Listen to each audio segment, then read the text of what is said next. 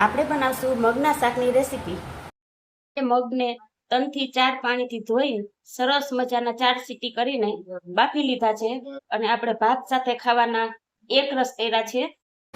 હવે આપણે મસાલો કરી લેશું। હળદર નાખશું, ધાણા જીરું નાખશું, સ્વાદ અનુસાર નમક નાખશું, ચટણી નાખશું, 2 થી 3 ચમચી જેટલી ચટણી નાખશું।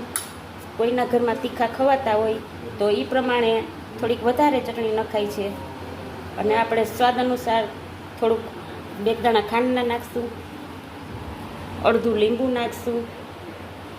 મસાલો તૈયાર કરી લીધો છે। આદુ, મરચું, ધાણા ભાજી, 1 ટમેટું નાખ્યું છે, આદુ, 2-3 તીખી મરચી, કોથમરી, લીમડો।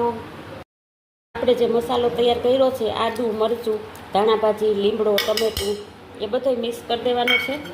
આપણે મગને વઘારી લઈશું। મસાલો બધો તૈયાર થઈ ગયો છે।